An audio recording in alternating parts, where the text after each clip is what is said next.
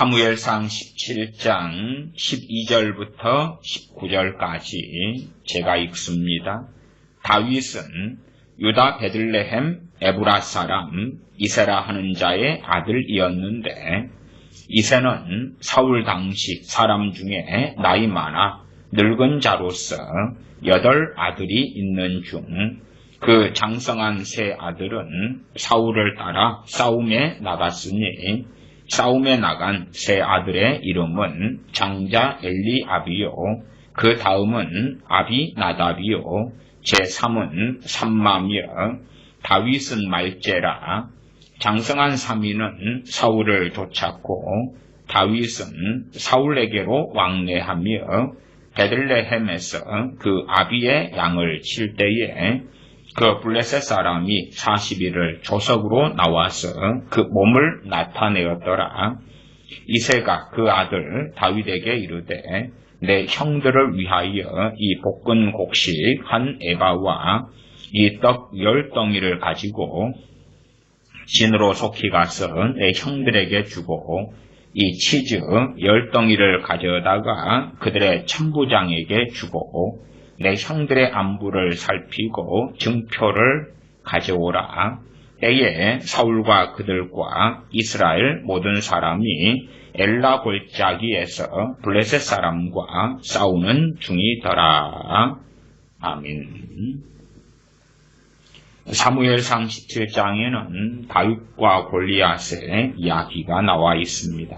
물론 오늘의 주제는 다윗과 골리앗에 대한 말씀은 아닙니다. 아니고 형제들 간의 우애, 그리고 형제들 간의 불화에 대한 말씀을 하려고 그럽니다. 항상 죄는 죄입니다. 죄는 죄이기 때문에 우리가 기억해야 될 말씀 가운데 중요한 말씀이 요한복음 8장 31절 32절이 되겠습니다. 주님께서 내 말이 너희 안에 거하면 너희가 내 참 제자가 되고 진리를 알지니 진리가 너희를 자유케 하리라 말씀합니다.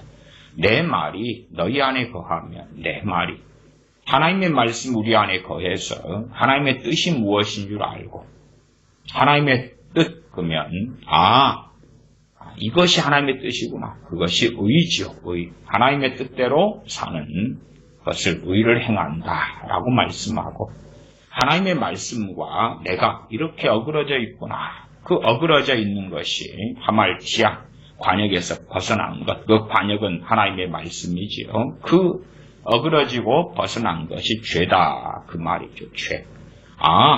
진리가 내 안에 들어오니까 우리의 삶이 비추어지는 것입니다. 하나님의 말씀은 살아 운동력이 있어 혼과 영과 및 관절과 골수로 찔러 쪼개기까지 하며, 그리고 감추어진 것을 밝히 드러낸다고 말씀합니다. 감추어진 것이 무엇입니까? 우리가 하나님 앞에서 의롭게 말씀대로 진리대로 산 것이 아니라 그렇지 않은 것이 드러나는 것입니다. 우리 많은 크리스천들의 여러 문제점 중에 하나는 뭐냐 하면 과거는 덮지 않은 것입니다. 아니, 죄는 죄일 뿐이지 우리가 지었던 죄들이 그걸 깨닫고 회개하지 않는 한은 죄들은 그대로 남아있는 것입니다. 우리가 집에 음식물 쓰레기를 버리지 않고 쌓아놓고 있다고 합시다. 1달, 2달, 석 달 음식물 쓰레기가 집에 쌓여 있을 때에 바퀴벌레는 들끓고, 그리고 온갖 세균은 번식할 것입니다. 썩은 내가 집에 진동하겠지요. 아니, 음식물 썩은 것, 음식물 남은 것이 집에 그득해져 쌓여져 갈 때에 그 집에서 사는 사람은 음식 썩는 냄새 때문에 또한 바퀴벌레가 들끓고 온갖 벌레들이, 해충들이 들끓겠지요.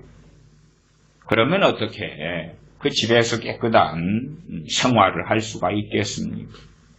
사람 몸도 그렇지 않습니까? 더러운 옷이 있으면 때 되면 갈아입어야지요. 그러나 옷이 더러워졌는데도 그대로 산다. 1달, 2달, 석 달, 넉 달, 1년, 2년 그런 사람을 거지라 그러지. 요즘 노숙자들도 노숙과 쉼터들이 있어서 때마다 빨래하고 씻고 그렇습니다. 물론 우리 보통 사람들보다는 빨래하고 씻는 횟수는 좀 적을지 몰라도요. 과거로 한다면 거지라 그러죠. 거지. 그래서 그 입었던 옷이 점점점 떨어지고 넝마가 되고 그렇게 한다. 문제는 우리가 그렇게 사는 것입니다. 다른 말로 거지 같은 삶, 노숙자 같은 삶. 우리의 죄들을 깨닫고 처리해 나가지 않는다 그 말이에요. 그냥 10년 전에 지었던 그 죄는 그때로 끝났어요. 그러면서 가볍게 여기면서 자 주님 다 죄짓고 사는 인생 아니겠습니까? 그러면 다 그냥 용서해 주시고 다 정리해 주세요. 이상 끝. 그렇게 가볍게 생각하고 가볍게 처리될 수 있다고 생각하는 것입니다. 진리를 알지니 진리가 너희를 자유케 하리라. 하나님 말씀이 내 안에 들어와 가지고 우리 안에 어두워진 것을 밝혀 보여야 됩니다. 드러내야 되죠. 우리의 죄악상이 드러나는 것은 슬픈 일이고 탄식할 만한 일이지만 그러나 밝히 드러난 다음에 처리되어서 자유케 되는 것입니다. 제가 맹세와 서원을 5번의 설교를 통해서 말씀을 드렸습니다. 맹세와 서원 같은 설교는 굉장히 무겁고 어려운 설교입니다. 저같이 설교하기에도 사실은 부담스러운 주제이고 듣는 분들 가운데서도 상당히 부담스러운 것입니다. 그러나 그러한 맹세와 서원 설교를 듣고 부담을 느끼기보다도 그것이 나의 잘못된 맹세와 서원과 관련되어 있다면 자유케 될 기회가 되는 것입니다. 그냥 덮어놓으면 좋을 것 같지만은 음식물 쓰레기보다 더 심각한 것입니다. 집안에서 그냥 화장실 변기가 막혔다 그래서 거실에다가 용변을 봤다고 합시다. 그리고 이제 용변을 본 것을 그대로 전문용어로 하면 똥입니다. 똥덩어리를 거실에다가 쌓아놓고 그냥 어떻게 하기 그러니까 신문으로 덮었습니다. 그리고 신문으로 덮은 걸 밟고 지나다니는 것입니다. 그 다음에 거실에 용변을 보니까 편하구나 또 쌓는 것입니다. 그것을 치우지 않고 그대로 방치하고 산다는 것은 얼마나 탄식할 만한 일입니까? 우리가 배설하고 용변을 보는 우리의 소위 똥보다 우리의 죄는 10배, 100배, 1000배 더 심각한 것입니다. 그러나 똥은 더러운 줄 알고 때마다 음식물 쓰레기는 더러운 줄 알면서 우리의 죄는 처리하지 않겠다. 그리고 그냥 자동적으로 처리되는 것처럼 나는 믿겠다. 하나님 1년 동안 이모저모 알고 지은 죄, 모르고 지은 죄 다 용서해 줄 줄 믿습니다. 그리고 강단에서 목회자들은 하나님께서 우리의 죄를 용서할 줄 믿습니다. 감사합시다. 기뻐합시다. 하고 면죄부를 남발하는 것은 정말로 악한 양자가다. 목회자나 교인들이나 다 악한 일로 들어가는 것이다. 물론 교인들보다 목회자의 악함은 10배, 100배, 1000배가 더 심할 거라. 그렇게 저는 생각합니다. 어쨌든 진리를 알지니 진리가 너희를 자유케 하리라. 요한복음 8장 32절 말씀대로 우리의 죄악이 깨달아지고 알아져야 되죠. 맹세와 서원, 대강 덮고 가자. 괜찮아. 아니, 지금 그 죄는 그대로 역사하고 있는 것입니다. 세상은 우리가 법을 어기고 들키지 않으면 그러한 법을 어긴 죄들이 숨겨져 있을지 몰라도 죄의 권능 율법이거든요. 우리가 죄를 지은 것에 대하여 하나님의 말씀 율법이 추적하고 있고 그에 대해 하나님께서는 공의를 행하시고 계시다 그 말이에요. 그러면 죄가 드러나 처리돼 버려서 자유케 되는 것이 중요하지. 덮는 게 좋겠다. 요즘 시대의 목회자들의 대부분의 설교는 죄를 피상적으로 다루거나 가볍게 다루거나 아니면 죄의 문제를 최대한 다루지 않고 은혜, 사랑, 긍휼, 기도 응답, 하나님의 함께하심, 하나님의 음성. 하나님의 음성을 듣는 대다수의 사람들이 저는 진짜 음성을 듣는다고 보지 않습니다만은 아니 내가 깨어있지 않는데 어떻게 내가 너와 함께하마 사랑한다 딸아 너 눈물이 바로 나의 눈물이다 어떻게 그런 소리를 듣죠? 왜 책망은 안 듣죠? 왜 책망은 없죠? 온갖 죄만 짓고 사는데 책망이 없어. 그게 어떻게 하나님의 음성이요? 죄에 대한 책망 성령님이 오시면 세상에게 죄에 대하여 의에 대하여 심판에 대하여 세상에 알리시리라. 근데 가서 붕어빵 사 먹어라. 전도지나 뿌려주고 나눠줘라. 뭐 그런 것이 음성이에요. 오늘 빨간 옷 입고 가라. 오늘은 기차 타고 가라. 전철 타고 가라. 자가용 타고 가라. 그게 음성인가? 도대체 성령님께서 죄에 대하여 의에 대하여 심판에 대하여 세상에 알리신다는 그 성령님의 주된 사역은 어디 갔냐 그 말이에요. 정말 이상한 망상 속에 들어가는 시대입니다. 맹세와 소원을 통하여 우리가 지키지 않은 어그러진 잘못된 맹세들이 드러나는 건 감사할 일입니다. 그대로 그냥 똥 누고 거실에 누고 신문으로 덮어놨다 해서 끝나는 게 아니잖아요. 똥파리들이 끓을 것이고 냄새는 나고 썩어갈 것 아닙니까? 차라리 똥을 누면 밭에다 누세요. 그리고 흙으로 덮으면 시간 지나면 거름이라도 될지 몰라요. 제 어릴 때도 똥장군 지시는 분들이 밭에다가 구덩이 파고 거기에 똥을 부으면서 밭에 거름을 삼았거든요. 그런 것처럼 차라리 그러세요. 그러나 우리가 집안에서 그렇게 화장실도 아니고 우리 안방에서 용변을 봐놓고 거실에서 용변을 보고 그렇게 해서 신문지를 덮어놨다 해서 그게 끝나는 상황이 되겠냐 그 말이. 그냥 죄는 죄일 뿐이에요. 실상은 우리는 20년 전에 지은 죄 덮자, 30년 전에 지은 죄 덮자, 10년 전에 지은 죄 덮자 그러지만 죄는 다 과거입니다. 아침에 지은 죄가 뭐 싱싱할지는 몰라도 과거예요. 과거. 짓고 나면 과거가 되는 거예요. 지을 때는 현재일지 몰라도 짓고 나면 과거입니다. 그것이 아침 거든 10년 전 거든 20년 전 거든 죄는 깨달아지고 처리돼야 되는 거예요. 그것이 30년 전의 맹세와 서원이고 지키지 않은 거라 할지라도 깨달아가지고 맹세와 서원으로 지은 죄가 힘들지 몰라도 그걸 주님 앞에 가지고 나아가서 지킬 수 있는 건 지키고 지킬 수 없는 건 회개하시라 그 말이에요. 그러나 우리의 각자 양심은 알겠죠. 이게 지킬 수 있는 건지 없는 건지. 지킬 수 없는 것이면 회개밖에는 답이 없죠. 주님께서는 명확하게 그러한 우리가 지은 맹세와 서원으로 인한 죄를 위하여 십자가에 달리신 것을 저는 믿습니다. 주님의 거룩한 보혈이 맹세와 서원을 통해서 지은 죄를 사할 능력이 있다는 것을 저는 믿습니다. 물론 여러분도 믿으실 것입니다.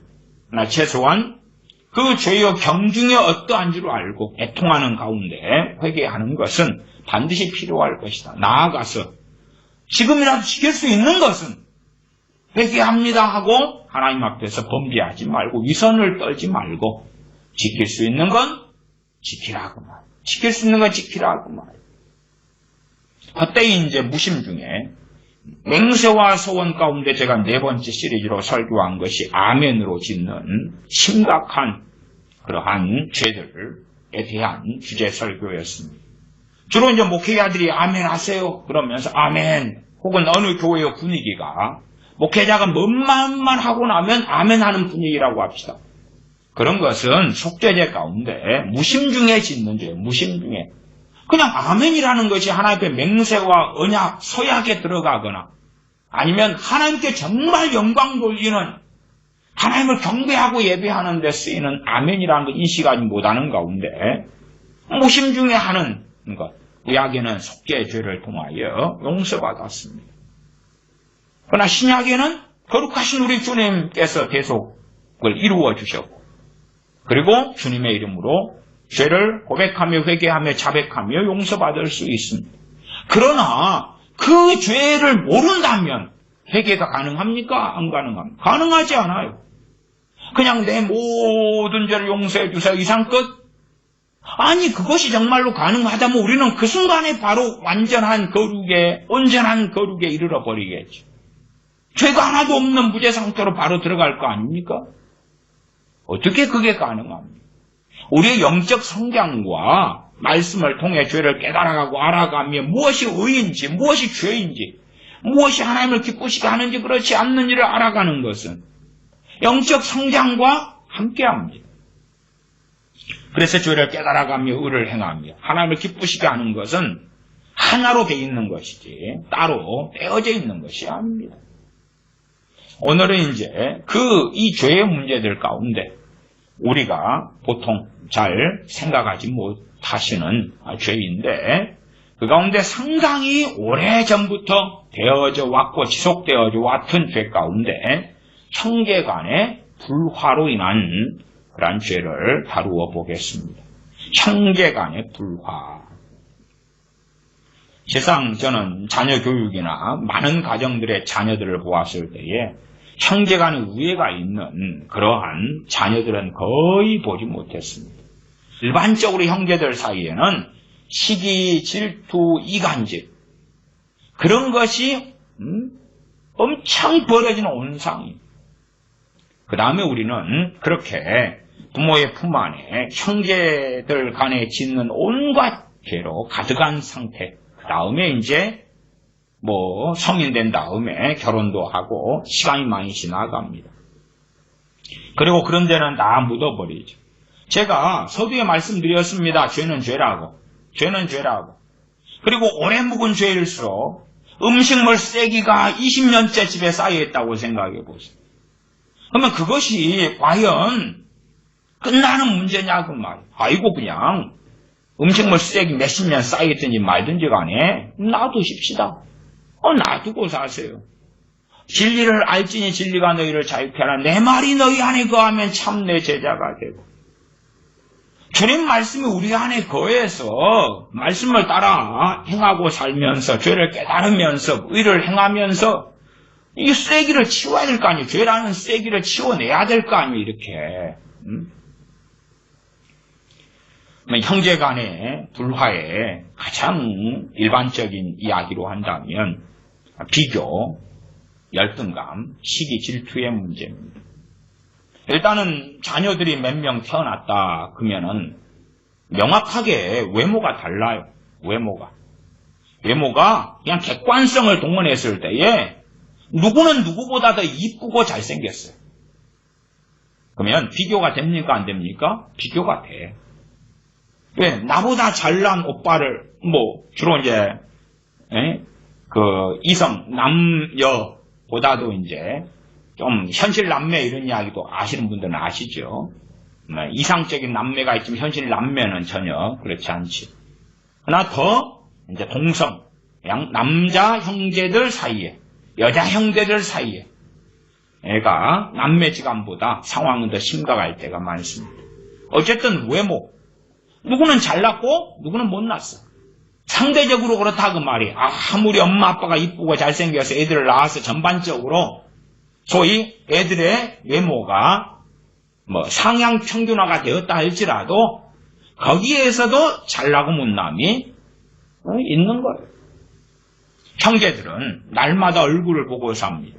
한 부모 밑에서 낳았는데 누구는 더 잘났어요. 누구는 더 이쁘게 생겼어. 누구는 더 못나게 생겼어. 자, 그 다음에 형제들이 이제 학교를 다닙니다. 성격은 누구는 누구보다 더 공부를 잘해. 어느 집은 그러더라고요. 어느 집은 다 자식이 공부를 잘하는데 큰애는 전교 순위권에서 놀아요. 전교 순위권은 전교 1등, 2등 이래요. 작은 애는 반 순위권에서 놀아요. 반 1, 2, 3등. 전교로 가면 전교 10등, 20등. 그것 가지고도 엄청난 열등감을 느끼더라고. 우리 자녀들이 짓는 죄가 형제간의 비교예요. 비교. 형제간의 시기 질투하는 거예요. 누가 잘 되기를 원치 않아요. 왜냐하면 경쟁 상대잖아요. 저 형제를 밟고 올라가야 될 거 아니에요. 외모로 항상 들다 보면서 누가 낫냐, 성격은 어떠느냐, 재능은 어떠느냐. 그래서 자녀들이 장성하고 큰 다음에 이제 누구는 직장을 빨리 잡았어. 누구는 대기업에 들어갔어. 누구는 그러지 않았어. 그럼 형제간에 경쟁으로 항상 살아왔기 때문에 가족이 명절돼서 모이면 힘든 거예요. 잘된 형제는 어깨에 힘을 줄 수 있고 못된 형제는 힘들겠죠. 그래서 일찍부터 가정에서는 자녀들이 형제간에 불화는 일상적인 이야기가 됩니다. 왜냐하면 비교하고 열등감을 갖는 핵심은 가족 속에 있거든요. 여자 자매들이라고 해봅시다. 거기에서 한 여자 형제가 서너시가 있다. 그 중에서 최고 외모가 나았으면 그나마 좋을 건데 떨어지는 축에 속했다 그러면 얼마나 열등감이 있겠습니까? 더군다나 남자보다 여자들은 외모를 더 중시하지요. 그러니까 더 심각한 죄를 많이 지을 거라고 말입니다. 그래서 은근히 우리들이 성공하고 금이 환영하고 좋은 차를 사고 좋은 집을 살려는 상당한 이유들이 첫째는 형제들 때문에 있어요. 부모 때문이야, 형제들 때문에. 형제에게 여보란 듯이, 나보란 듯이 잘 사는 것을 보여주고 싶은 거예요. 성공한 것을 보여주고 싶은 거예요. 그러니까 내가 실패하고 무너졌을 때에 가장 숨기고 싶은 대상은 형제인 거예요. 친구가 아니라. 친구 중에서도 원수 같은 친구는 있겠죠. 그런 친구한테 나의 실패를 숨기고 싶지만 오히려 정말 가까운 친구에게는 어려울 때 이야기하겠죠. 그리고 도움 받으실 때 도움 받고. 그러나 형제들한테는 많은 경우 자신의 실패를 숨기고 싶어요. 왜? 그 형제 입장에서는 형제의 실패가 같은 동병상련으로 함께 슬퍼하고 함께 웃고 함께 우는 관계가 아니라 시기질투의 관계이기 때문에 실패하는 것이 너무 고소하고 기분 좋아요. 겉으로는 야 어찌 그랬대 그러면 속으로는 네 그럴 줄 알았다.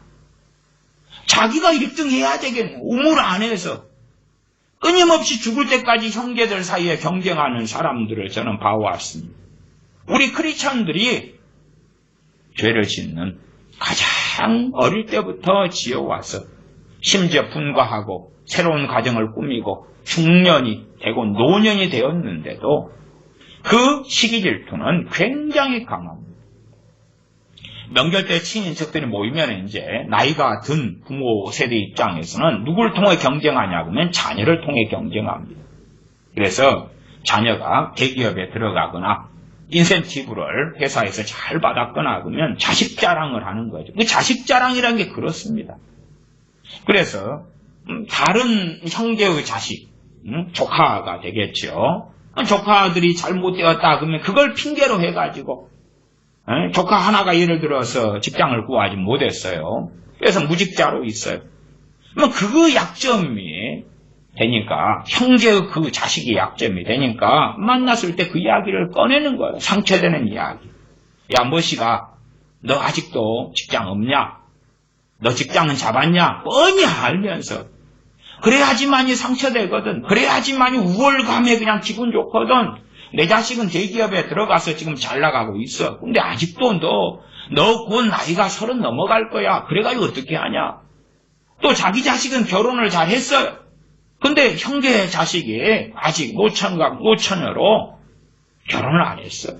그걸 가지고 공격을 하는 거예요. 말은 염려해주고 말을 생각해주는 것처럼 하지만 하나님께서는 심령을 감찰하시기 때문에 하나님께는 속일 수가 없겠죠. 야, 너가 나이가 30이 넘어갔는데 아직도 너 결혼을 안 하면 어찌 되냐? 너 혹시 집이라도 한칸 장만해 놨냐? 뻔히 사정 다 알면서 그러는 거예요. 뻔히 사정 알면서. 그래야지만이 이 시기 질투가 열등감이 덮어지고 우월감이 살아나거든요. 그런 죄를 끝까지 짓는 거예요. 자기가 열등감 덩어리면 자녀를 통하여서 우월감을 느끼려고 하는 거예요. 이런 이야기가요. 불신자의 세계 이야기고 안 믿는 사람 세계 이야기면 제가 이야기를 안 하지요. 그러나 믿기 전에 그런 사람이 믿은 다음에도 똑같아요. 예수님 믿은 다음에 주님 믿은 다음에 변하면 좋은데 그 변화의 길은 멀고 멀어요. 일조일석에 주여 했더니 변화되고 회개합니다 그랬더니 변화되는 게 아니거든요. 그렇게 변화되면 우리 자신의 변화가 얼마나 쉽습니까? 저는 그렇게 말씀드려 왔어요. 여러분만큼 변화되려면 여러분만큼 해야 되는 거예요. 누가 자녀를 저한테 데리고 와서 얘 상담 좀 해가지고 변화 좀 시켜주세요. 안수기도 좀 하고 애언 좀 해서 변화시켜주세요. 그리고 이야기할 때 제가 그렇게 말씀드려요. 어머니만큼 아버지만큼 자식이 해야지만이 당신들만큼 자식이 변화됩니다. 당신들 변화는 쉽던가요? 당신들은 스스로 기도하고 스스로 말씀을 보고 하나님을 찾고 변화된 삶을 살려고 몇십 년을 투쟁했는데 몇십 년을 죄와 씨름했는데 변화가 쉽던가요? 어렵더라고요. 당신 자식들이 당신들만큼 해야지 당신들만큼 됩니다. 당신들만큼 할 때에 하나님 마음에 맞으면 하나님께서 은혜를 주시지요. 은혜 베풀 자에게 은혜를 주시니까. 강팍게 하실 자를 강팍게 하시고. 다른 말로 하면 나만큼 해야지 나만큼 되는 거예요. 당신만큼 해야 당신만큼 되고. 아무리 IQ가 높고 천재라도 공부도 안 하고 가만히 있으면 천재성 때문에 배우지도 않은 것을 어떻게 알게 됩니까? 그렇지 않지요. 신앙은 그 이상이라요. 그 이상이에요. 하나님께서는 절대 만만하신 분이 아니에요. 너희가 무엇으로 심든지 그대로 거두리라 말씀하시는 거예요. 신앙의 세계, 영적인 세계에서는 달라요. 세상은 학연, 지연, 인맥, 금권, 돈, 가문, 집안 연결되지만 하나님과 관계는 그렇지 않아요. 하나님 관계에서 학연을 동원하고 지연을 동원하고 돈을 동원하고 할 수가 없는 거예요. 그래서 최소한 영적으로 신앙적으로는 너희가 무엇으로 심든지 그대로 거두리라가 명확하게 우리가 확인하고 알 수 있는 거예요. 우리의 이 죄의 문제, 그 중에서 형제들 사이에 짓는 죄, 이것이 사실은 어릴 때부터 시작되는 꾸러미예요. 자녀들을 볼 때에 형제간에 불화해요. 시기 질투해요. 좋은 말을 안 해요. 그리고 공격해요. 형제의 허물이 있을 때에 부모에게 고발하고 꼬자질하고 일러요. 물론 어떤 것은 일러줘야 돼요. 사랑 때문에. 긍휼 때문에 일러줘야 돼요. 그 형제가 잘못을 했는데 그냥 덮어가지고는 안 되는 심각한 사안들이 있죠. 그러나 그렇지 않은 어떤 실수들에 있어서는 덮어줘야 되죠. 그러나 덮어야 될 것을 오픈하고 꼬자질하고 이야기도 말을 앞뒤로 바꿔버리고 하나만큼 잘못했는데 5개, 10개만큼 했다고 바꿔버리고 엄살을 떨어서 조금 맞고 아주 많이 심하게 맞았다고 거짓말하고 그런 일들이 벌어져가요. 부모들도 사실은 정서적으로 건강해야지만이 자녀를 잘 키울 수가 있어요. 정서적으로 부모가 열등감 덩어리고 그러면 자녀들을 정상적으로 양육할 만한 그러한 이러한 정서적 상태가 되지 않지요. 자녀 교육은 제가 15편의 설교를 했고, 이제 사실은 해야 될 주제들은 많은데 제가 그만했습니다. 자녀 교육 그러면 부모의 정서적 문제, 그다음에 부부 관계의 문제, 부부 사이가 좋아야지 자녀를 잘 키울 수가 있지.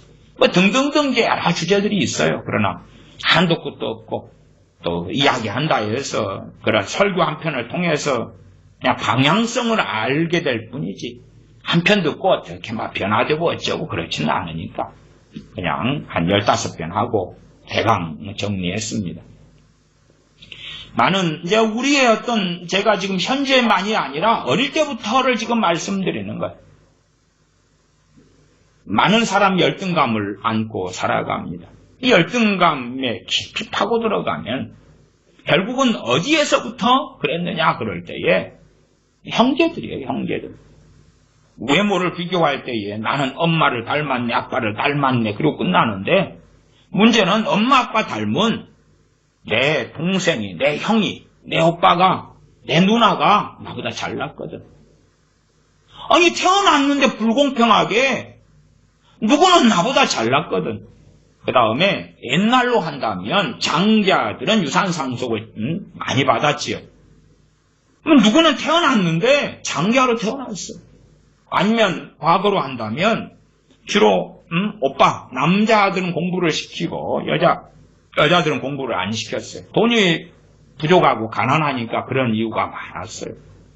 나는 여자로 태어나서 공부를 못한 한을, 배우지 못한 한이 있는데 누구는 그냥 가르쳐준다 해도 공부를 안 하는 거라. 남자라고. 여자로 태어난 한, 왜 나는 여자로 태어났고, 왜 오빠는 남자로 태어나서 기회를 가지고 상속도 더 많이 받고 그러는가. 결국 형제들 간의 비교란 말이에요.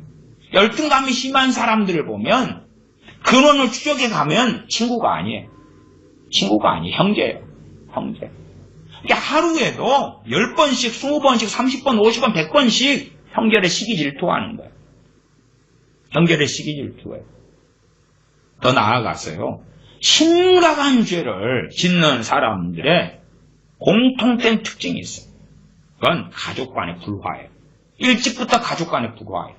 가족 간의 불화 그러니까 크게 두 가지겠죠? 부모와의 불화, 형제 간의 불화. 어떤 사람이 인격적으로 성숙했느냐, 미성숙했느냐. 우리 형제들이라도 악인들이 있어요. 뻔해요, 뻔해.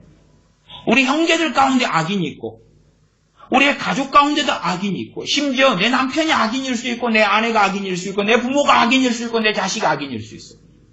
인생은 그런 것이니까.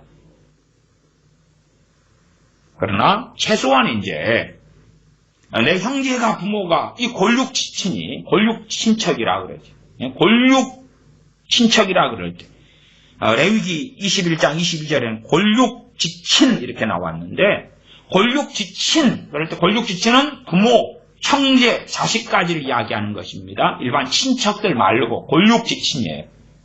근데 그러한 골육 지친인 부모나 형제나 아니면 자식이나 이런 사람들 가운데서도 악인은 얼마든지 있을 수 있어요. 그러하나 우리가 정말로 하나님 앞에서 바르게 사는 사람들이라면 그런 가족 골육 지친 가운데 악인들하고도 잘 지내라는 이야기는 아니에요.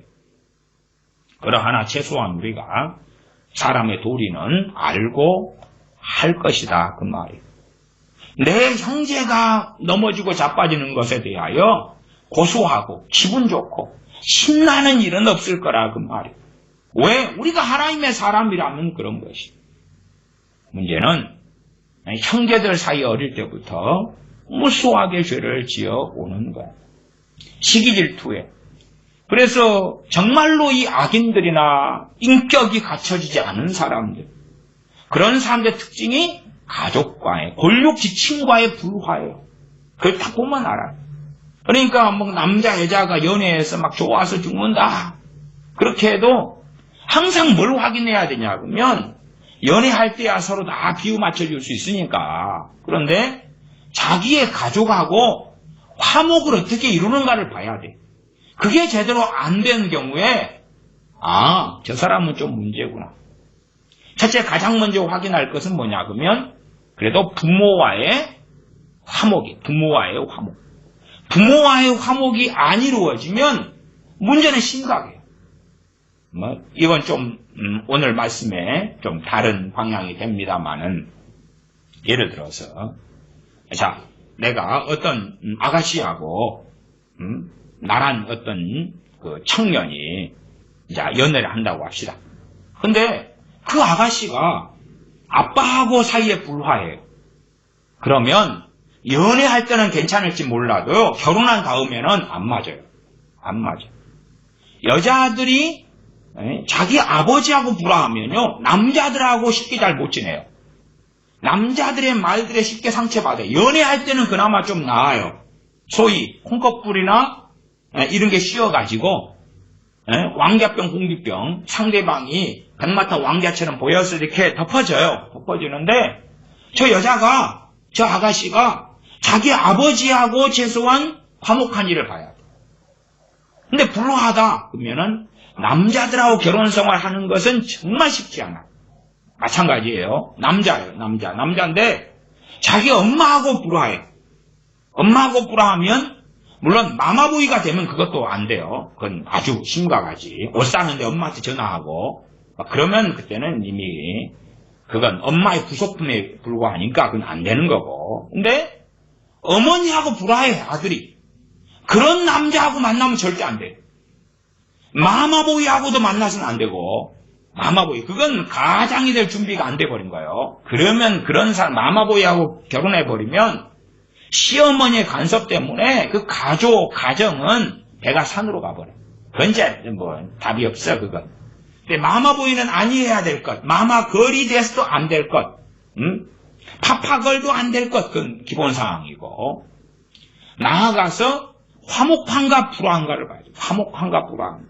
이 남자가 엄마하고 불화해. 불화한 사이는 뭐예요? 우리가 다 아무리 젊은 사람이라도 성인 되면 이제 부모 품을 떠나야 된단 말이에요. 그럴 수밖에 없어요. 어느 때가 되면. 근데 가장 이 땅에서 사랑하는 관계는 가족이에요. 가족이고 첫 번째가 부모지. 부모하고 함께 오랫동안 지낼 시간이 없단 말이에요. 없어. 그러니까 젊었을 때는 친구하고 시간을 보내기보다 부모하고 시간을 더 보내야 돼. 보낼 수 있다면. 친구는 그냥 바뀌어가는 거예요. 고등학교 친구가 대학교 친구까지 안 이어지고, 그 다음에 대학교 친구를 아무리 가까웠더라 해도 직장생활의 친구, 또 사회생활의 친구는 또 틀려요. 그냥 동네 친구를 평생 이어가는 경우가 있다 할지라도 극소수에 불과한 거예요. 그럴 뿐이고, 그냥 성인 되어서 사귄 친구들이 다인 거예요. 일반적인 삶에 있어서. 그러면 어느 때에 성인 돼서 이제 부모하고 떨어져야 되는데 가장 사랑한 사람들하고 그 젊을 때는 가장 많은 시간을 최대한 보낼 수 있다면 보내야지. 주말이 되면 그렇고 주말 되면 친구들하고 좋다고 나간다. 그러면 부모하고는 불화할 수밖에 없는 거예요. 불화해. 화목할 수가 없는 거예요. 그러면서 자기는 미안하죠. 나는 대인관계가 좋아. 나는 친구들이 많아. 대인관계가 좋아. 근데 부모하고는 시간 안 보내. 당신들이 당신 부모하고 가깝지 않은데 무슨 대인관계가 좋아. 개판이지. 사람 중심으로 산다는 거지. 당신 부모하고 사이가 안 좋은데. 물론 저는 천재로 부모 가운데도 악인이 있을 수 있다고 말씀드렸어요. 그러나 그냥 그런 경우는 특별한 경우니까. 부모가 사랑해주고 은혜를 베풀어주고, 그러나 부모는 완벽하지는 않은 존재예요. 부모가 사랑해주고 부모가 밥을 굶긴 것도 아니고 옷을 안이해 입힌 것도 아니고, 물론 내가 원하는 기준에 부모가 이르지 못했을 수는 얼마든지 있어요. 그러나 부모는 내게 은혜를 베푼 존재란 말이에요. 그 부모하고 사이가 안 좋다? 그런 남자 여자는 안 되는 거예요. 물론 부모가 악한 사람이라도 자식은 부모에 대하여 최소한의 예절은 버리면 안 되는 거예요. 최소한의 공경은 절대 버리면 안 되는 거예요. 크리스천이 그래버렸다? 그러면 사람이 아닌 거예요. 사람 종자가 아닌 거예요. 그래서 부모하고 화목한가? 첫 번째. 보시죠. 첫 번째 사항. 지금 한 사람의 크리스천으로서의 신앙 인격을 이야기하는, 사람 됨됨이를 이야기하는 거예요. 두 번째가 형제들 사이에 불화한가 화목한가 하는 거예요. 형제들 사이에도 악인이 있다 그랬어요. 악인이 있어.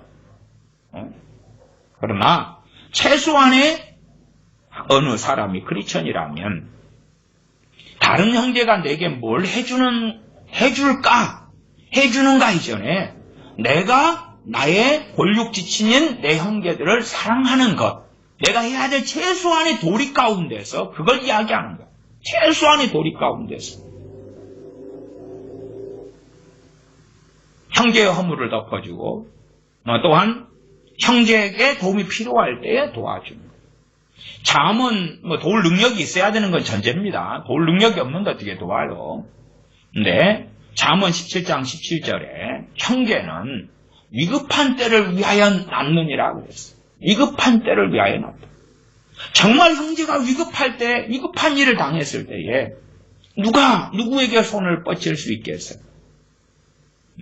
형제가 도와줄 수 있겠죠. 물론 그것도 빚내가지고는 안 되고 보증 서서 되는 것은 아니에요. 그건 말씀하고 어긋나니까. 그냥 있는 것 가운데서는 내가 누가 마지막에 돕는, 가장 위급할 때 돕는 사람이 되어야 하냐 그러면 형제예요, 형제. 육신의 형제를 이야기하는 것입니다. 육신의 형제. 성경의 잠언 17장 17절에 나와 있는 그 형제는 육신의 형제, 골육지 친의 형제를 이야기하는 것입니다. 신앙 안에서 영적인 형제를 이야기하는 것이 아닙니다. 그러나 이제 형제들과 화목하지 않아. 화목하지 않으니까, 야, 명절되면은 소위 이제 대가족으로 모였다. 그러면은 누가 좋은 차를 타고 왔느냐. 어이구, 내 아들 이번에, 좋은 차나 뭐 뽑았어. 이 차 타고 왔는데. 근데 오빠네 아들은 뭐 뚜벅이요? 왜 차도 없대? 아니면은 뭐 저거 굴러가기는 해? 저 가다가 멈추면 어떻게 돼? 그러면 왜야? 뱃속 안에서 식이와 질투가 있기 때문에 그런 거예요. 식이와 질투. 그러면 그것을 언제부터 키워왔느냐? 어릴 때부터죠. 어릴 때부터. 항상 보는 형제들이니까 외모는 비교할 수밖에 없을 거고. 로마서 12장 2절 말씀에 너희는 이 세대를 본받지 말고, 이 세대가 외모 지상주의 아닙니까? 아니, 옛날부터 창세 이후로 이 사람들은 끊임없이 외모를 비교해 왔어요. 그래서 아브라함의 아내 사라가 얼마나 기가 막히게 이쁘니까 그런 아비멜렉 왕이 데리고 가는 거예요. 데리고 가. 그런 것처럼 이 외모는 항상 중요했어요. 시대마다 외모 기준은 좀 미의 기준은 달라져 오긴 했습니다만은 어쨌든 뭐 클레오파트라라든지 양귀비라든지 그러한 가장 미인이다. 그런 사람들이 인기가 있어 왔어요. 지금 시대는 더 심하지요. 왜? TV가 발달했고 영화가 연예인이 뭐 이런 게 발달했기 때문에 내가 외모만 되었다면 기회가 있었을 터인데 이 외모 지상주의는 너무 심하죠. 근데 그 핵심은 가족이에요. 친구는 그래요. 딱 보면은요. 세상 말도 그런 말이 있어요. 이쁜 애는 이쁜 친구들하고 친구한다. 그 말이 있어요. 그러니까 누가 이쁜 아가씨가 이제 결혼을 다 하게 되고 그 친구들이 다 오면 어지간하면 다 이뻐요. 왜냐 그러면 여자들이 그렇거든. 여자들은 내 외모하고 비슷한 사람하고 사귀고 싶어요. 나보다 더 뛰어난 사람하고 사귀면 예를 들어 미팅을 가면 내가 호박이 되잖아. 내가 쭈구리가 되는 거라. 그러니까 자기 외모 수준하고 맞춰서 사귀어요. 여자들이. 일반적으로 하는 이야기입니다. 중간급의 외모를 가진 사람들 친구들이 다 그럭저럭해. 아주 미출의 외모를 가진 사람은 친구들도 다 미출이라. 그래야지만이 열등감을 안 느끼는 거예요. 말하자면 친구는 선택할 수 있다 그 말. 선택해. 특별한 관계 말고는 아예 그냥 이쁜 여자애가 아주 못생긴 친구를 사귀면 가방 들게 하고 자기 가녀처럼 써먹고 뭐 그러려고 하는 경우는 있습니다만 일반적으로 이쁜 애들은 이쁜 애들하고 사귀어요. 또 다른 말로는 공부 잘하는 애들은 공부 잘하는 애들하고만 사귀어요. 운동 잘하는 애들은 운동 잘하는 애들하고 사귀고. 그렇지만 여자들로 한다면 이쁜 애들은 이쁜 애들하고만 주로 어울려요. 이쁘고 공부 잘하면 이쁘고 공부 잘하는 애들하고. 남자는 외모보다는 이제 능력 위주가 되죠. 그래서 남자들은 능력 위주로 어쨌든 사귀어요. 남자의 능력이면 학생으로 한다면 공부겠지요. 그쪽은 중심으로. 여자는 뭐 이제 골고루지만 외모가 일반적으로. 그래서 이쁜 누가 있다, 이쁜 친구의 아내가 있다 그러면은 내가 노총각인데 친구 좀 소개시켜 달라고. 그러면은 어딘가나 하면 친구 소개시켜주면 미인인 거라. 그런 건 이제 일반적인 이야기죠. 친구는 고를 수 있다 그 말. 그러나 형제는 못 고르죠. 못 골라. 친구는 내가 못났으면 이쁜 친구를 안 사귀면 돼. 그럼 열등감을 적게 느끼는 거야. 나하고 수준이 비슷한 친구를 사귀면 되는데 형제는 못 그래요. 내가 뭐 형제가 한 3명이다. 그 중에서 내가 지금 못났어. 그러면은 이쁜 이제 형제들, 이쁜 형제들 가운데 내가 지금 미출이라. 딸만 셋인데 내가 지금 못났어. 둘은 나보다 잘났어. 그건 선택할 수가 없어. 그러니까 날마다 죄를 키울 수 있는 거야. 날마다 열등감을 느낀다면 날마다 열등감을 느껴. 아침에 일어날 때마다 생활할 때마다 얼굴을 보잖아요. 자기 얼굴하고 형제 얼굴하고. 내가 못났잖아. 그래서 하나님 말씀은 항상 명약, 치료약이 있는데 어릴 때부터 사용하지 않으면 안 되는 거예요, 본래가. 데살로니가서 5장에 뭘 말씀했어? 범사에 감사해라. 어릴 때부터 감사로 꽃피우지 않으면 문제가 심각한 거예요. 항상 기뻐해라. 외모를 본 다음에 열등감 느끼지. 어떻게 열등감을 해결할까? 열등감의 열매로 뭘 만들어? 시기 질투를 만들어. 시기 질투를 만들어. 그러니까 내 형제가 안 되기를 계속 바라는 거예요. 왜? 나보다 이제 인물이 잘났어요. 근데 나보다 좋은 직장을 가지면 어떻게 할 거예요? 나보다 인물이 못났어요. 나보다 인물이 잘났고 나는 못났어. 나보다 인물이 잘났으면 나는 좋은 직장 들어갈 때에 이제 그 인물이 잘난 그 형제들은 실직자가 되거나 무직자가 되거나 직장을 못 구해가지고 그래야 되는 거예요. 여달 입장에서 이야기하면 얼마나 능력 있는 남자하고 결혼하느냐, 얼마나 잘난 남자하고 결혼하느냐, 이 경쟁이죠. 그러니까 내가 재고 얼굴이 못났어. 그런데 내 남편이 재고 능력 있어. 그러면 와, 이제 그거에 내 능력이 되고 자부심이 생기죠. 형제간의 질투 때문에 자기 자식들을 들들들 먹는 경우도 많이 있어요. 자랑거리 만들려고 애를 쓰는 거예요. 그래야지 명절 때 모여서 아니면 전화를 통해서 위신을 세우고 자랑할 수 있거든요. 지금 뱃속 안에 어릴 때부터의 무수한 죄가 쌓여있다니, 쌓여있어. 그래서 이 죄가 시작되는 것은 본래가 원가정에서 시작되는 거, 원가정에서. 그 다음에 그 꾸러미가 어마어마하게 남아버려. 원가정은 내가 결혼하기 전에, 성인 되기 전에 내 본래 부모님과 함께 형제들과 함께 살았을 때의 가정에서부터 시작되는 거예요. 제가 가정들마다 입고 왔을 때 형제간에 사이좋은 가족은 거의 없어요. 거의 없어요. 제가 목회했을 때도 교회 아이들 같은 다 형제들이 어딘가라면 외동딸이 있는 그런 특이 케이스 말고는 다 형제들 둘이든 서이든 뭐 있는데 다 불화해요. 다 불화해요. 다 좋지 않아요. 그거부터 먼저 고쳐야 되거든. 그걸 자녀 교육에서 가장 먼저 형제간을 화목하게 하는 거. 그걸 고치는 것이 사실은 쉽지 않을 때가 많아요. 왜냐하면 형제들 능력 차이가 있거든. 공부를 잘하는 애, 못하는 애. 외모가 잘난 애, 못난 애. 외모가 못난 애는 개수가 열등감 덩어리로 남는단 말이에요. 그 열등감을 고치는 게 쉬워요? 어려워요. 왜? 너희는 이 세대를 본받지 말고 그랬는데 외모 지상주의로 빠져버렸는데 뭘로 애가 고칠까요? 뭘로 고쳐요? 외모가 가지고 중요하다는데 열등감을 느끼는 건 당연한 거지. 외모가 그렇게 중요하지 않아야 될 거 아니에요. 고운 것도 헛되고 아름다운 것도 어때나 여호와를 경외하는 여인은 하나님께 칭찬을 받는다. 잠언 31장의 말씀. 그런 말씀들 같이 정말로 하나님 말씀으로 내가 양육되고 하나님 말씀으로 하나님 말씀이 우리 안에 거해가지고 가치관과 생각을 만들어야 되는데 안 그러는 거예요. 그걸 어떻게 말 한마디 한다고 고쳐지겠냐? 열등감이 말 몇 마디 한다고 되는 게 아니에요. 제가 나이가 들어서도 신앙생활 오래 했는데도 변화가 없고 이상하고 제자리 걸음이 나오고 후퇴하는 퇴보하는 사람들을 보았을 때 일상적인 죄의 문제가 뭐냐 그러면 형제들과의 문제예요.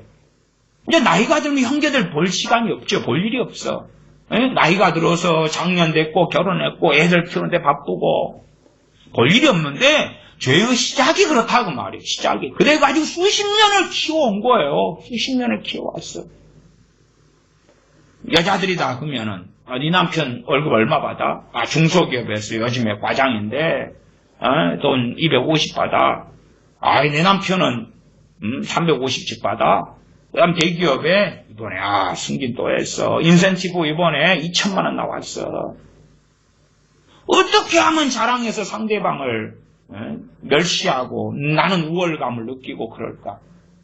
그렇게 하고 살아가는 거예요. 누구는 정말로 위급한 때를 낳은 사랑해야 될 육신의 형제 관계 속에서 누구는 그 안에서 우월감을 느끼려고 애를 쓰고 누구는 열등감 때문에 몸부림치고. 그래서 제가 참 위급할 때를 위하여 형제가 낫다고 잠언 17장 17절에 말씀해도요.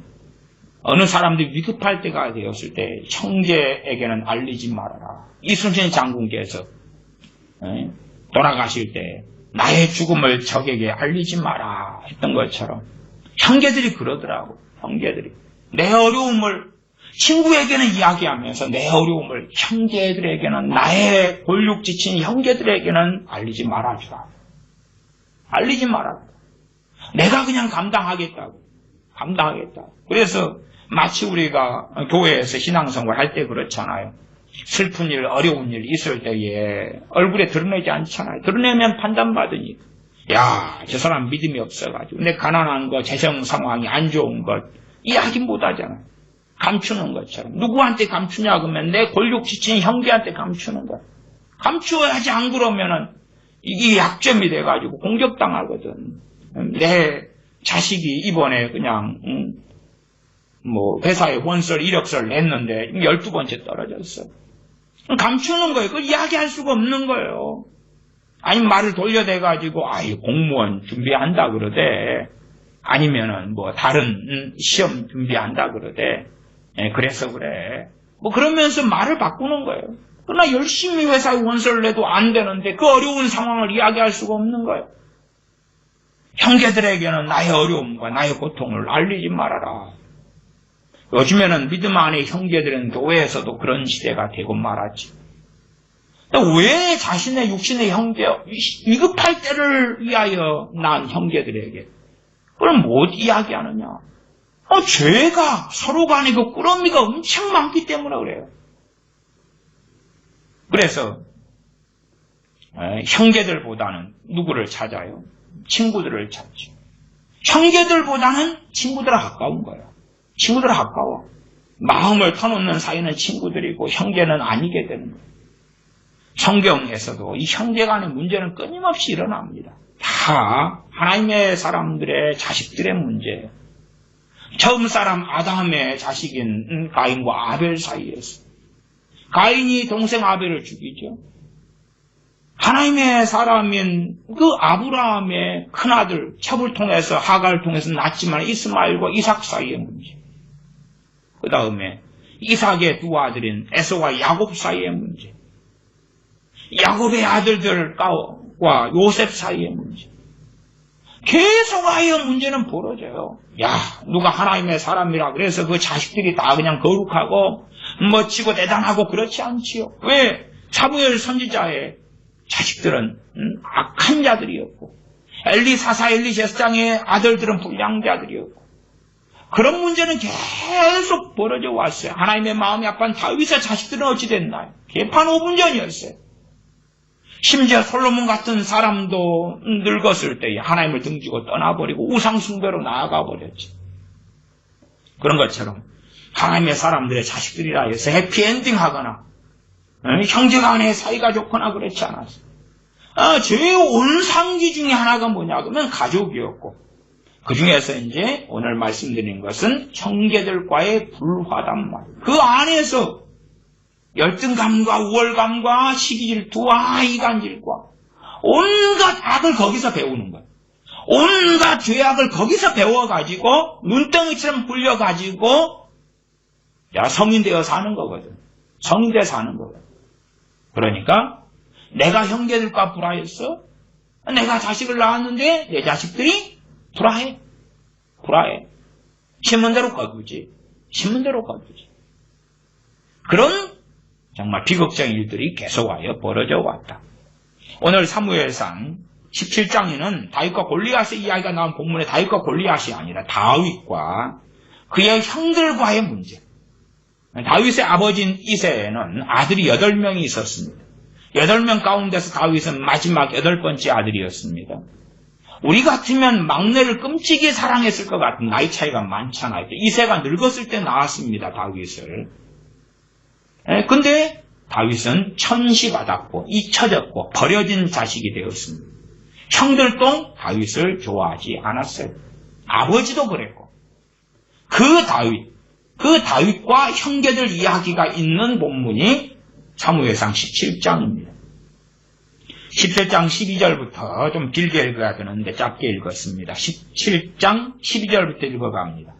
다윗은 유다 베들레헴 에브라 사람 이세라 하는 자의 아들이었는데 이세는 사울 당시 사람 중에 나이 많아 늙은 자로서 8 아들이 있는 중 아들이 8이다 하면 나이 터울이 꽤 날 거 아닙니까? 큰 아들하고 다윗하고 사이에도 터울이 많이 나겠지.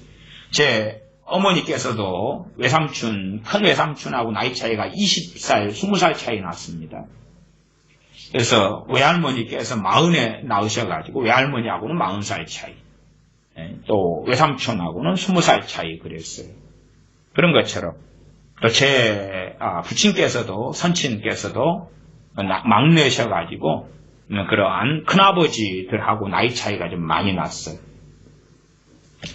자, 그러면 계속 읽어보면 17장 13절 그 장성한 세 아들은 사울을 따라 싸움에 나갔으니 싸움에 나간 세 아들의 이름은 장자 엘리압이요 그 다음은 아비나답이요 제3은 삼맘이요 다윗은 말제라 마지막 8번째 아들 장성한 3위는 사울을 쫓았고 다윗은 사울에게로 왕래하며 베들레헴에서 그 아비의 양을 칠 때에 다윗이 사울에게로 왕래했다는 이야기는 뭐냐? 그러면 이제 여호와의 부리신 악신이 귀신이 막 역사할 때 다윗이 이제 그 수금을 펴면서 귀신이 쫓겨나갔지요.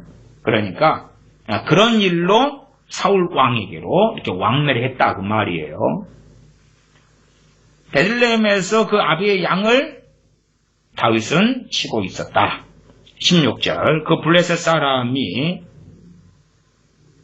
40일을 조석으로 나와서 몸을 나타내었더라. 그 블레셋 사람은 골리앗입니다. 골리앗 장수.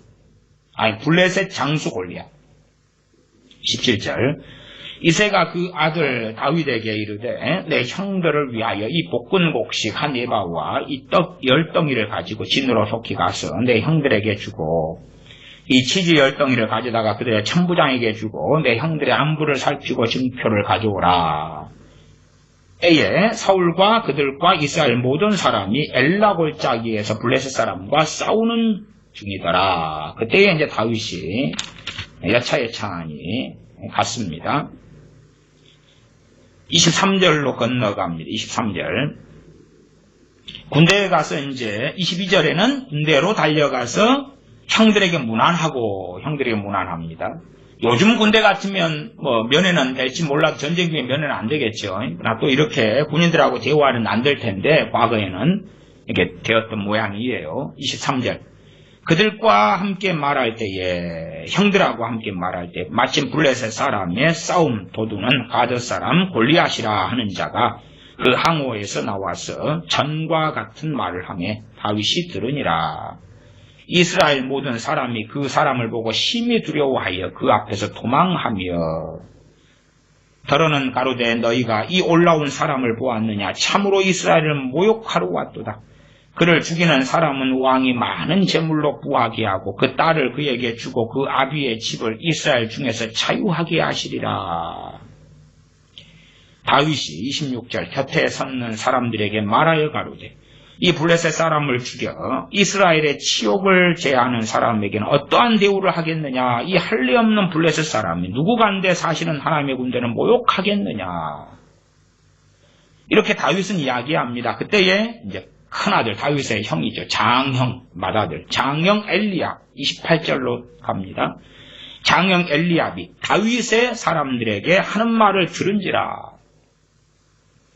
지금 이 다윗의 형들은 무엇을 본 사람들이냐 그러면 사무엘 선지자가 와서 다윗에게 기름을 붓는 것을 본 사람들이 기름을 부은 것을 본 사람들이 다윗의 인생을 오히려 주목해야 될 사람들이에요.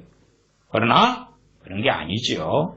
지금 이 장형 엘리압이 다윗을 어떻게 판단하고 있는가를 아셔야 돼요. 다윗을 시기 질투하고 다윗이 무너지기를 기다리는 사람이 이 다윗의 형제들이고 그 가운데 이 장형 큰아들 맏형 엘리압이 있는 것을 봅니다. 그 내용을 보면 나와 있어요. 28절 장형 엘리압이 다윗의 사람들에게 하는 말을 들은지라 그가 다윗에게 노를 바라여 가로되 너가 어찌하여 이리로 내려왔느냐? 들에 있는 몇 양을 네게 맡겼느냐? 지금 다윗을 사람들 앞에서 모욕하고 있는 거예요. 그걸 조롱하고 있는 거죠. 양 몇 마리를 어디다가 누구한테 맡겨놓고 왔어? 분명히 다윗은 지금 아버지의 명령을 따라서 온 거예요. 근데 말을 바꿔버리는 거예요. 몇 양을 누구한테 맡겨놓고 이리 왔냐? 들에 있는 몇 양을 네게 맡겼느냐? 나는 내 교만과 내 마음의 완악함을 아노니. 아니 지금 동생하고 함께 산 형이 증언한다는데 사람들이 믿겠어요 안 믿겠어요? 증인이잖아 형이. 동생의 막내 동생의 교만함과 완악함을 내가 안다 그리고 병사들 앞에서 이야기하는 거예요. 이 형이. 내 교만과 내 마음의 완악함을 아노니 내가 전쟁을 구경하러 왔도다. 이 소년 다윗은 이미 사울 왕에게 알려진 인물이라고 말이에요. 그래서 그 앞에 사울 왕에게 왕래했다 그랬죠. 그래 그 앞에 장 16장 21절부터 보면 16장 21절부터 마지막 절까지 다윗이 사울에게 이르러 그 앞에 모셔섬에 사울이 그를 크게 사랑하여 자기의 병기던 자를 삼고. 지금 이게 골리앗과의 싸움 이전에 벌어진 일 아니에요. 22절 이새에게 사람을 보내어 이르되 청컨대 다윗으로 내 앞에서 모셔 서게 하라. 그가 내게 은총을 얻었느니라 하니라. 그러나 이제 다윗은 왕래하는 걸 선택한 거죠. 계속 왕 옆에 붙어 있는 것보다도. 그래서 앞에 읽었었지요. 17장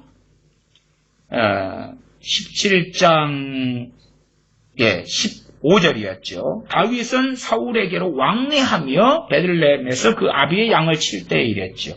16장 마지막 23절을 보면 하나님의 부리신 악신이 사울에게 이를 때에 다윗이 수금을 취하여 손으로 탄즉 사울이 상쾌하여 났고 악신은 그에게서 떠나더라. 이미 알려지고 유명해진 인물이고 사울 왕이 다윗에게 나의 병기든 자를 삼겠다 그리고 삼았단 말이에요.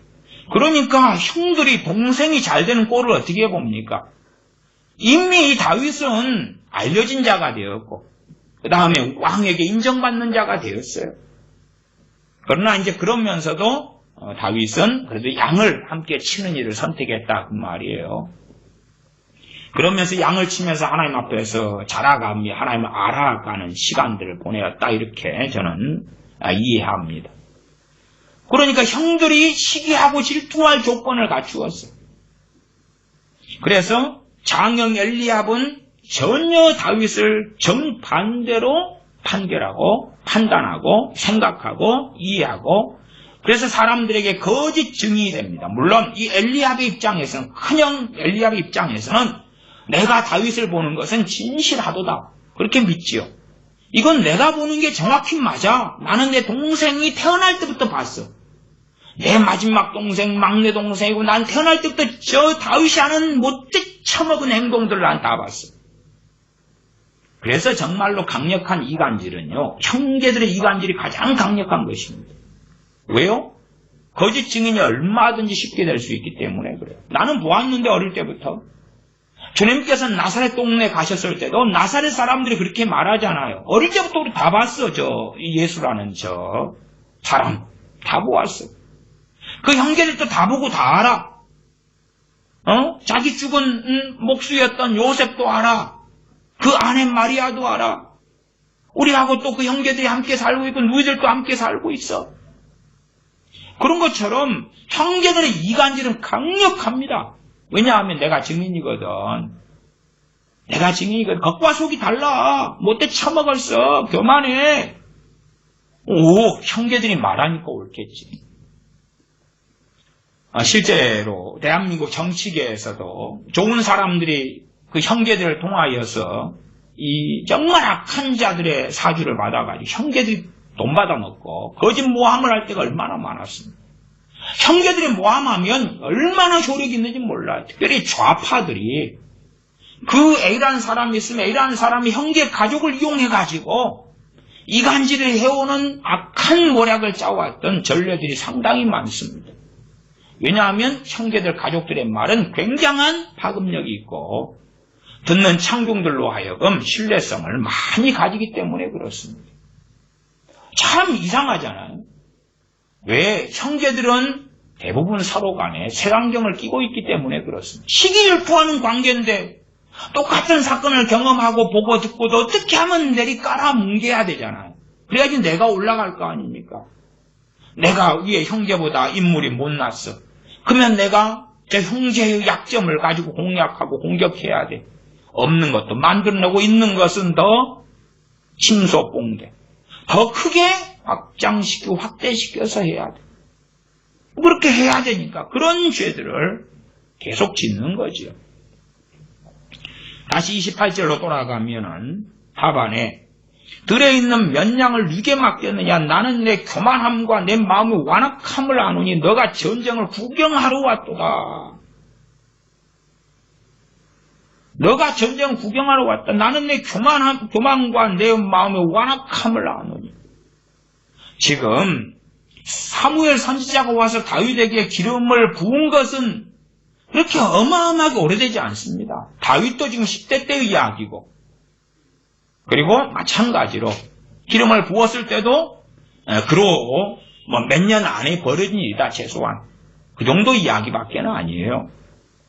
나아가서 이제 다윗이 사울왕 앞에 나갑니다. 34절로 갑니다. 17장 34절부터. 다윗이 사울에게 고하되 주의 종이 아비의 양을 지킬 때에 사자나 곰이 와서 양떼에서 새끼를 옮기면 그럼 이런 일이 벌어지면 다윗은 어린 동생이니까 누가 해야 됩니까? 큰형들이 해야 될 거 아닙니까? 장성한 큰형들이 사자하고 곰하고 싸워야 될 텐데 35절에 보시면 내가 따라가서 사자하고 곰을 따라가서 그것을 치고 그 입에서 새끼를 건져내었고 그것이 일어나 나를 해하고자 하면 내가 그 수염을 잡고 그것을 쳐 죽였었나이다. 이 소년 다윗이 그래왔던 거예요.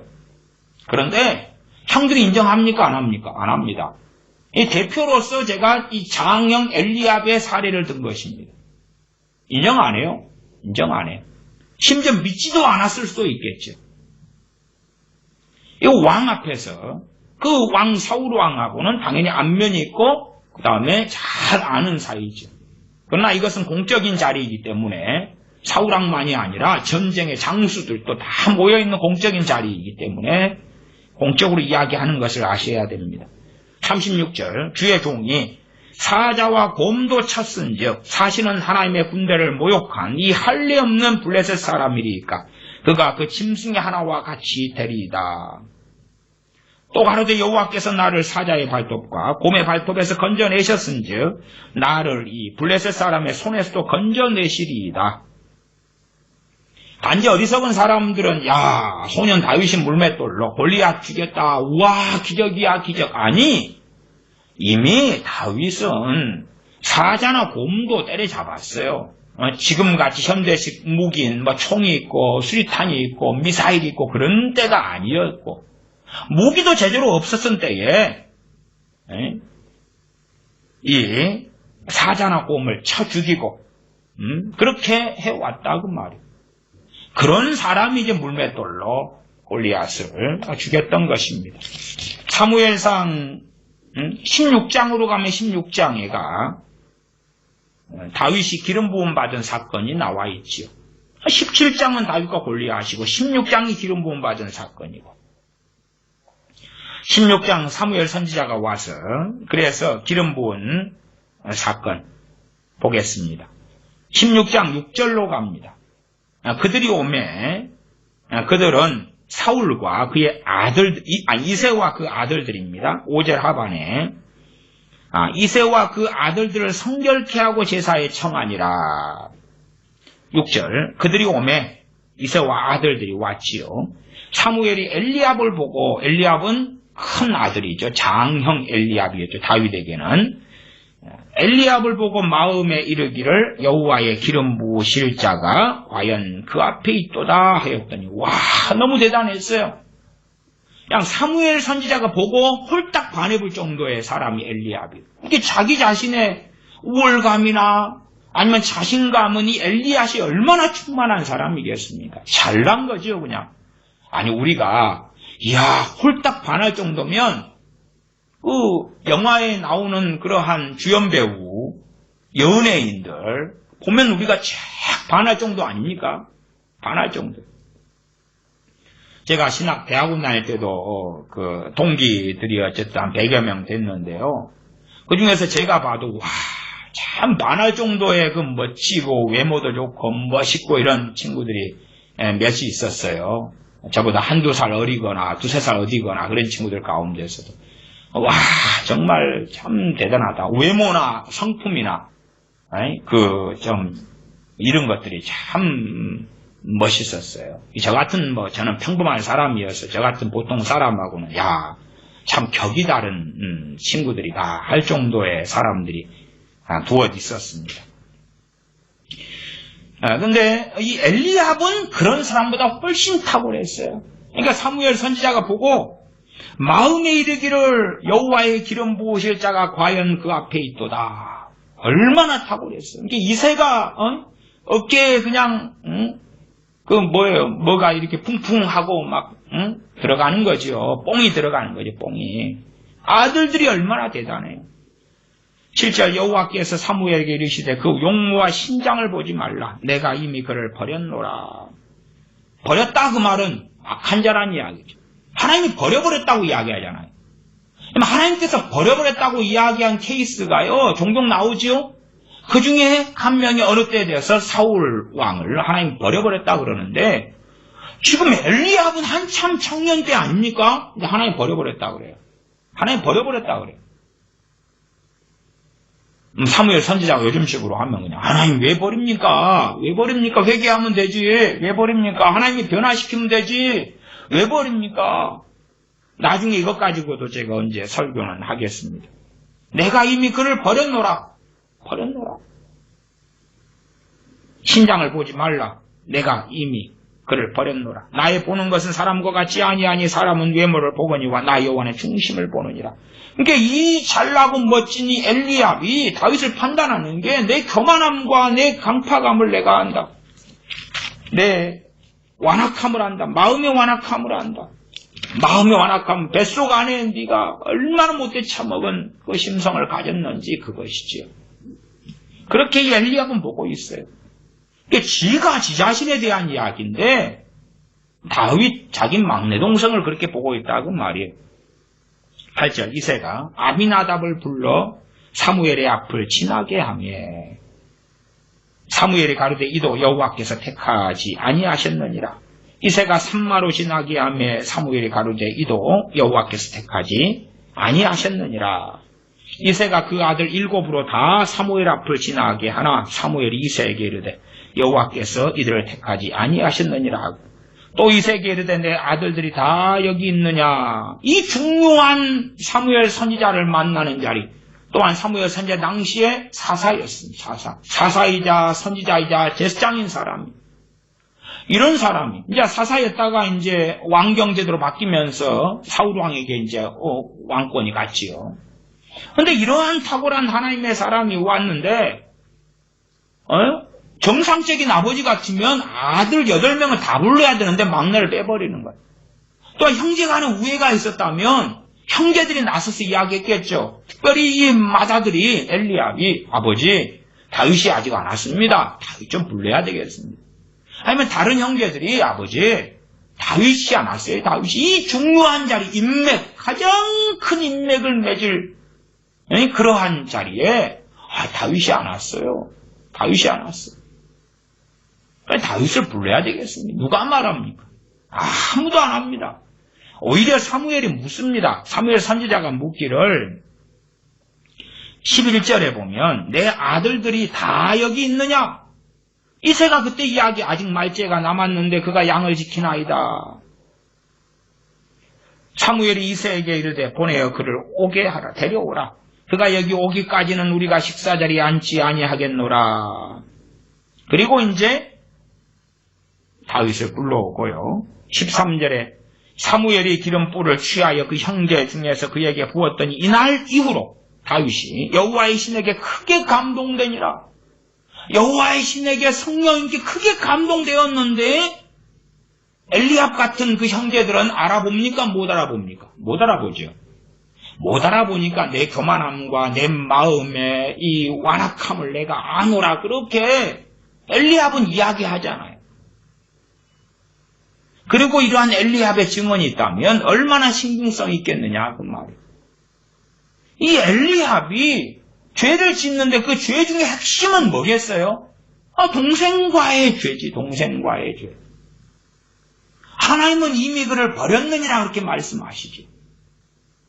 그래서 정말로 심각한 죄들이요, 형제 사이에 벌어지는 것을 봅니다. 창세기 앞으로 가겠습니다. 창세기 4장으로 가겠습니다. 4장에 우리가 익히 아시는 대로 가인과 아벨의 사건이 나와 있습니다. 창세기에서 몇 사례들을 보겠습니다. 창세기 4장 가인과 아벨 사건입니다. 형제 사이에 벌어지는 일은 그 형제 사이에 이게 심각한 거예요. 이 정도까지는 뭐 가는 사례는 극히 적겠습니다만은, 그러나 이 마음 안에서 어릴 때부터 형제 사이에. 그래서 부모들은 아셔야 돼요.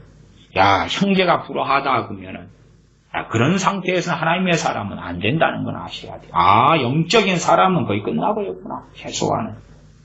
그런 심각한 사안들이 있다는 것은 이해하셔야 돼요. 무감스럽게요.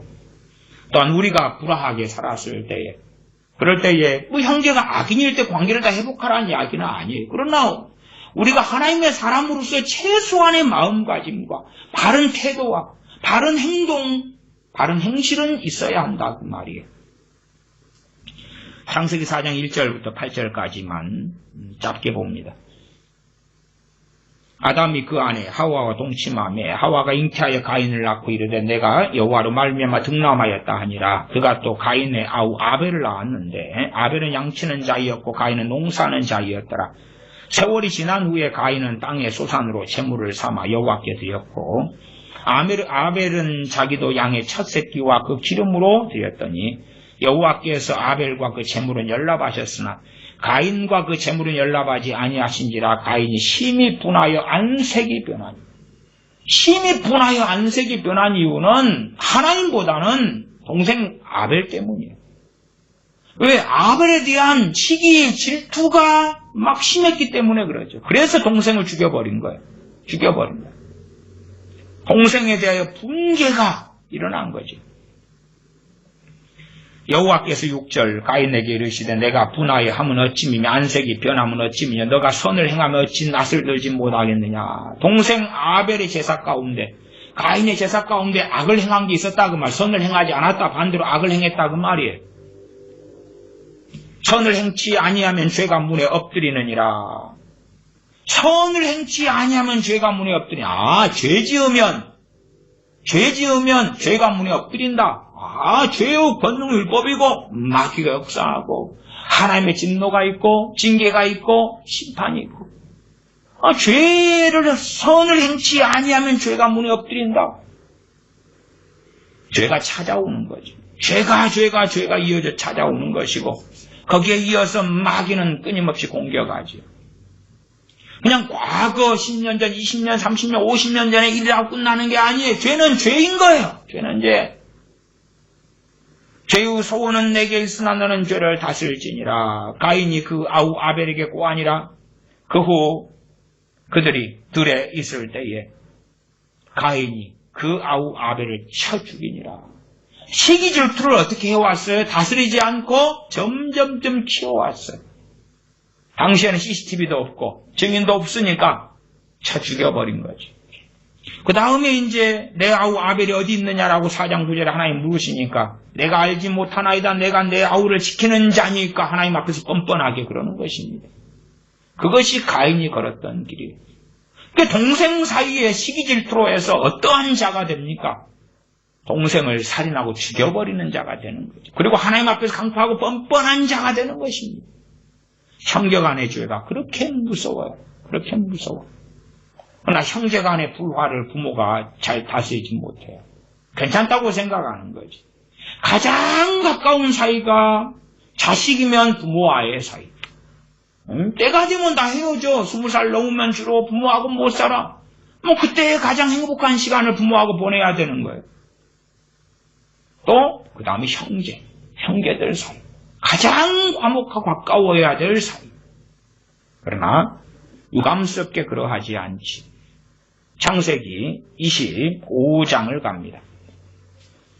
창세기 25장에는 에서와 야곱이 있습니다. 창세기 25장입니다. 창세기 25장 27절부터 봅니다. 에서와 야곱이 쌍둥이로 태어났지요.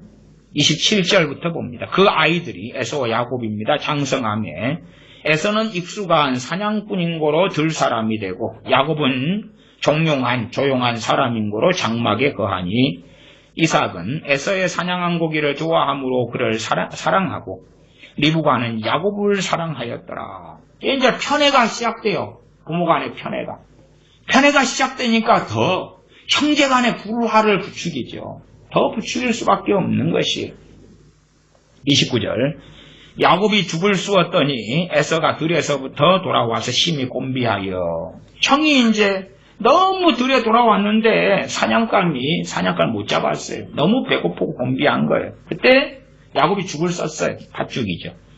야곱에게 이르되 내가 곤비하니 그 붉은 것을 나로 먹게 하라 한지라. 냄새가 좋았던 모양이 더군다나 시장이 반찬인데 그러면 형이 배고파가지고 좀 달라고 하면 줘야 될 거 아니에요. 그치요?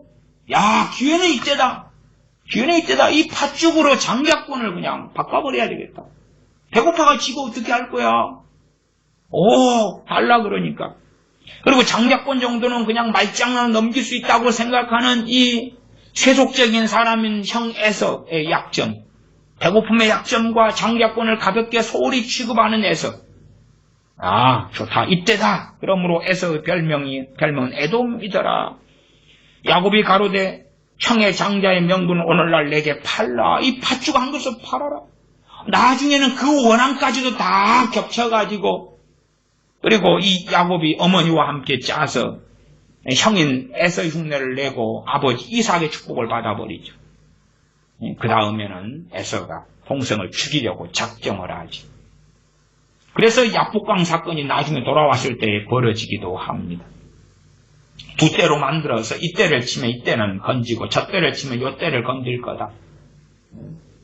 형제간의 끔찍한 불화죠.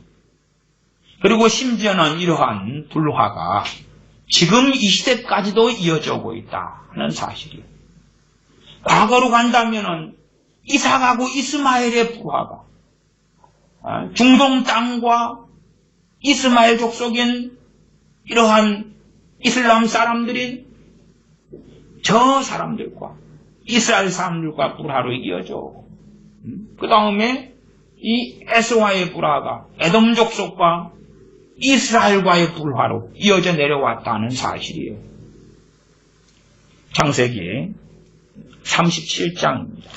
창세기 37장. 37장에서는 요셉과 그 형제들의 불화가 나와 있습니다. 37장 1절부터 5절까지 봅니다.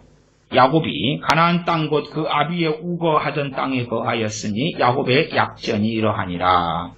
요셉이 17세의 소년으로서 그 형제와 함께 양을 칠 때에 그 아비의 첩 빌하와 실바의 아들들로 더불어 함께하였더니 그가 그들의 과실을 아비에게 고하더라. 요셉이 노년에 얻은 아들이므로 이스라엘이 여러 아들보다 그를 깊이 사랑하여 위하여 채색 옷을 지었더니 요셉은 11번째 아들이고요. 그냥 마지막에 베냐민 낳고 야곱이 가장 사랑했던 라헬이 죽지요.